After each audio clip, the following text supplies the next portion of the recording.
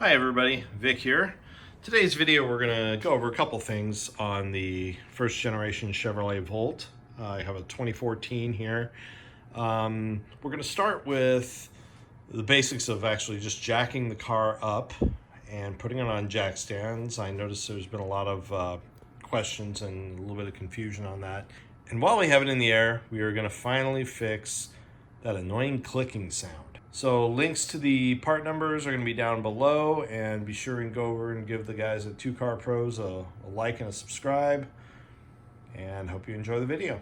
So for lifting the car up, there's a very conveniently placed recess here in the plastic trim, giving you access to the pinch weld area. And with the pinch weld adapter, which I use, you can put that right there and it'll fit a floor jack.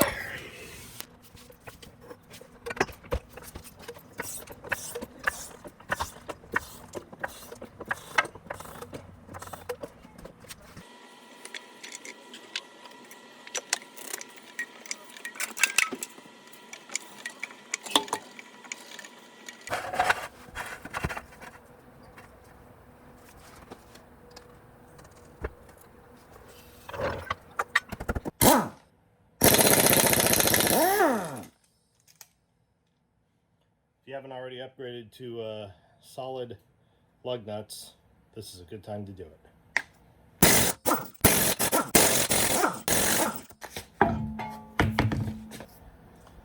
So here's the drive axle nut we want to remove. If you had it fixed at the dealer and the new nut was installed, it would be a 36 millimeter nut. But this one, as you can see, is the old style one. It's 32 millimeter.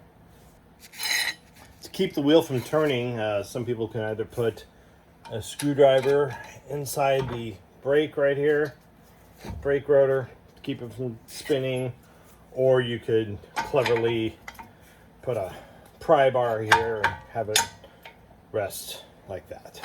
Either way will work.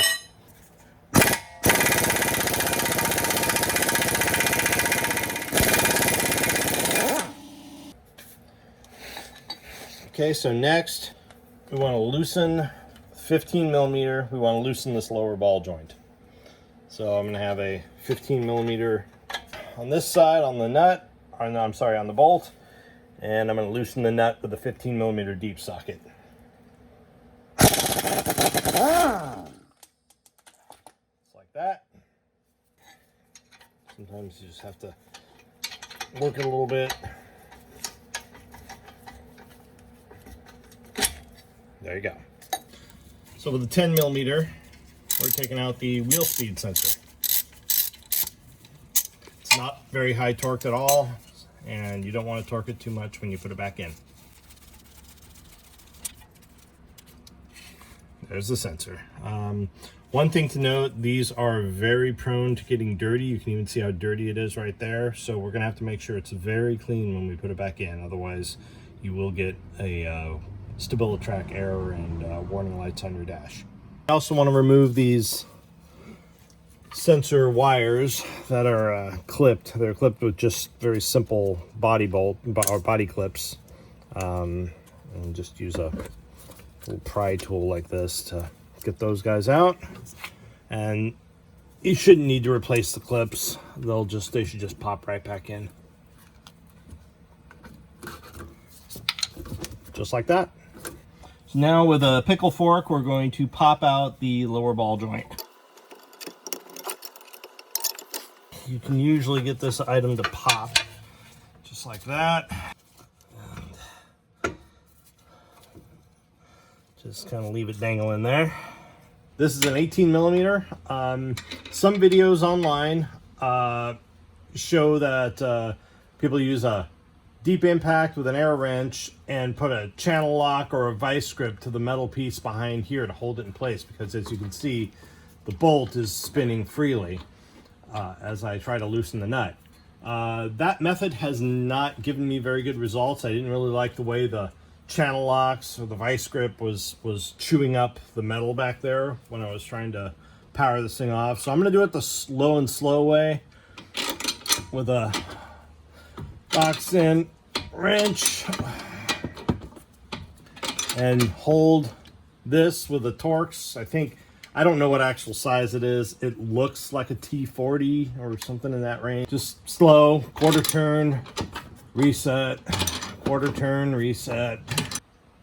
Okay, so after much rotating, resetting, turning, I got it loose enough to where we can take the 18mm nut off. We can remove the sway bar link like so, set it aside, and then we have some pretty free movement here of the hub. Now we're going to remove the 32mm nut. And now we should have plenty of play on this thing, so I can pop this axle right out of here. Once you get this, let me get some light on here. 5-axle washer is already broken, probably part of the reason my clicking was happening. When I did this on my driver's side, this thing was shattered into many pieces. The passenger side here is just cracked right there. Again, I was having the infamous Volt drive axle clicking. Here's the new part. Looks very similar to the old part. I think they tried to do this once before and failed.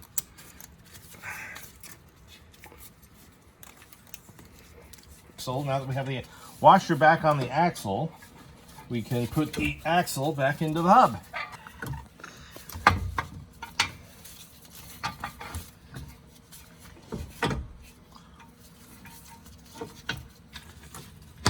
Okay, so we just got to maneuver it back in there. Now we want to pop the ball joint back in. Sometimes it likes to pop right back in. Other times it doesn't. And there it goes. Okay, so now we're ready to put the bolt back through where the ball joint goes in.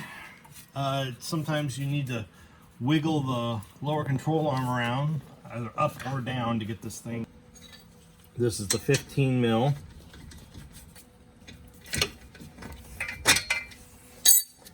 Pops in like that. Put the nut on and we're going to torque it to spec.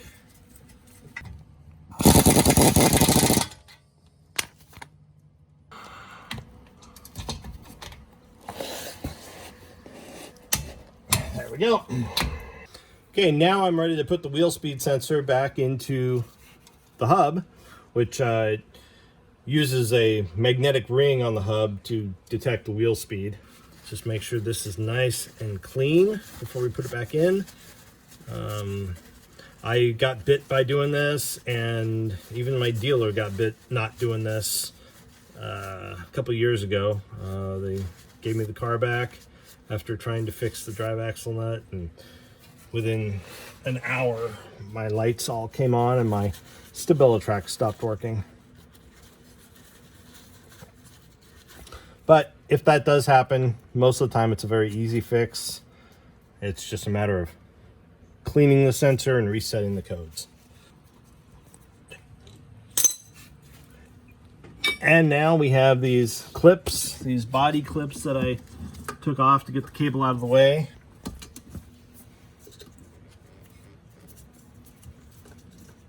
Keeps the cable nice and organized here. Next, we're going to be putting the sway bar link back in its place. Sway bar link is all tightened up now. We can move on to the whole reason we're doing this in the first place, the drive axle nut. This is a 36mm unit. We're going to take our torque wrench, set it to 111 foot-pounds.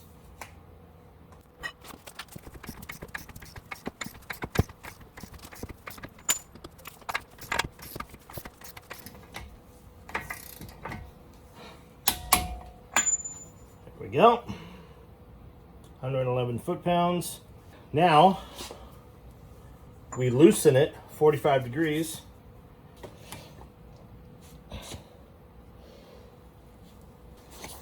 Now we're going to reset our torque wrench to 180 foot-pounds. I believe it's actually 184.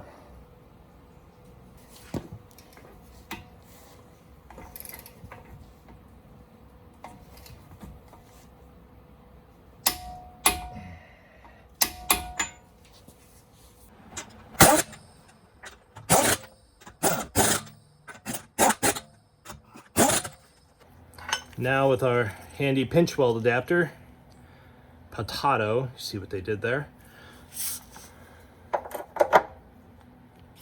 We can get the jack stands off.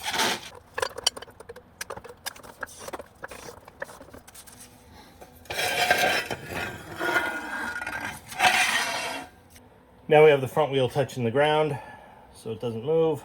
So we can get to our 100 foot-pounds of torque.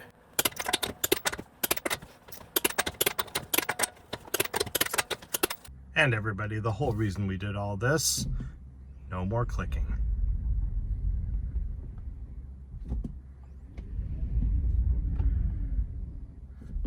That would have been tapping Morse code last week.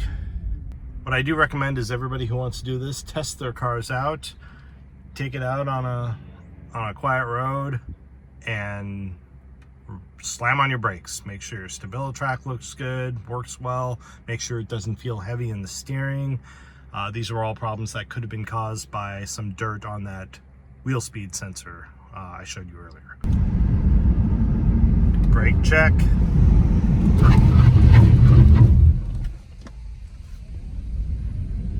Okay, thank you for watching.